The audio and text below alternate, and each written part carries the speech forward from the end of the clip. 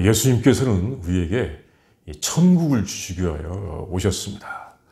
그래서 처음에 말씀을 전하실 때에도 때가 찼고 하나님의 나라가 가까웠으니 회개하고 복음을 믿으라 이렇게 말씀하셨습니다. 그리고 기도를 가르쳐 주실 때에도 아버지의 나라가 임하시오며 이렇게 기도하라고 가르쳐 주셨습니다. 그러면서 우리가 이 하나님의 나라가 임하기를 기도하라고 하셨습니다. 천국, 하나님의 나라는 같은 곳을 말합니다. 마태복음에서는 특별히 천국, 하늘나라 이 표현을 썼고 마태복음 뒤에 나오는 마가복음부터 그 뒤에 나오는 성경에서는 계속하여 하나님의 나라라고 하는 표현을 사용하였습니다. 또 어떤 분은 아주 간단하게 천당이라고도 하죠. 천당. 짧게 예수천당이라고 하는 말도 있습니다. 보통 그곳은 죽은 다음에 가는 곳으로 생각을 합니다. 이것은 맞는 말일 수도 있지만 우리에게 온전히 하나님의 나라를 이해하지 못하게 하는 면이 있습니다. 사실 온전하게 이해하지 못하면 온전한 신앙을 갖지 못하는 면도 있습니다. 천당, 천국, 하늘나라를 정확하게 이해하기 위해서는 또 정확하게 알기 위해서는 더 많이 사용된 하나님의 나라를 알아야 하는 것입니다. 그 나라는 하나님의 나라, 그 나라는 하나님께서 다스리시는 나라입니다. 하나님께서 다스리시는 나라.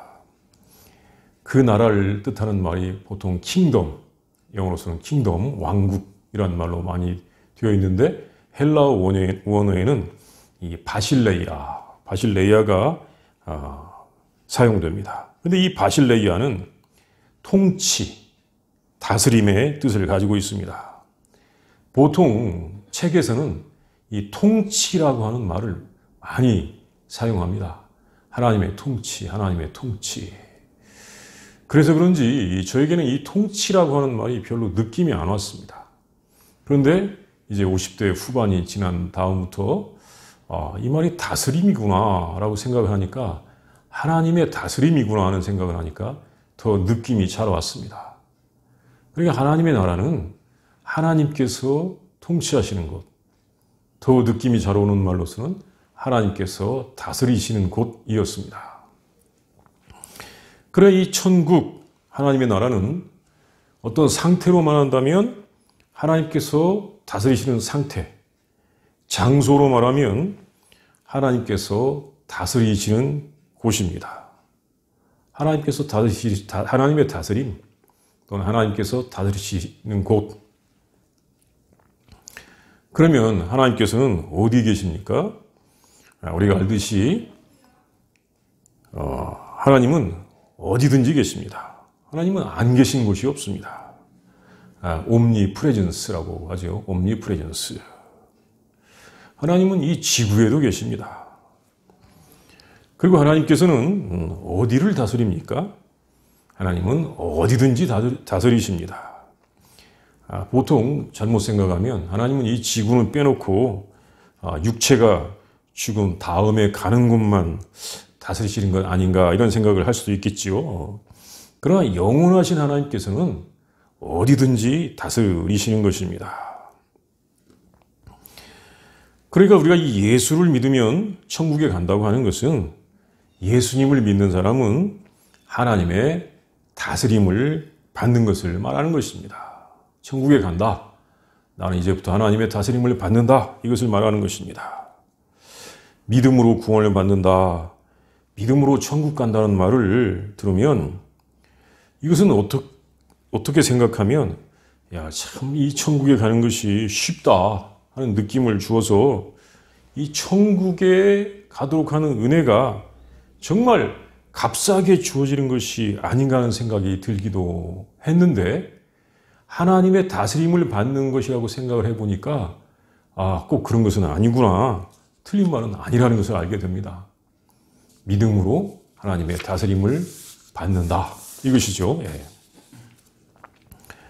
예수님을 믿는 것은 분명히 하나님의 다스림을 받는 것입니다.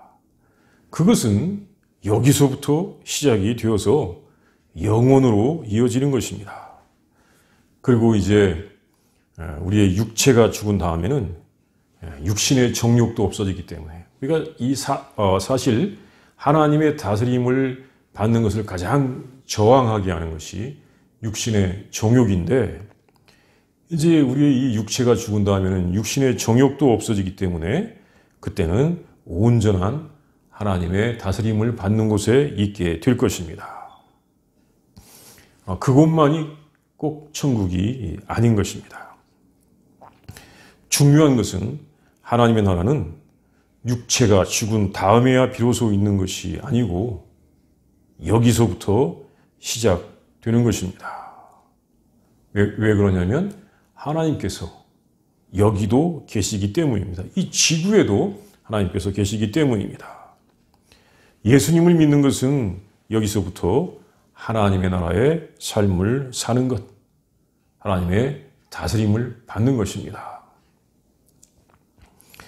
그러면 우리가 어떻게 하나님의 다스림을 받게 됩니까?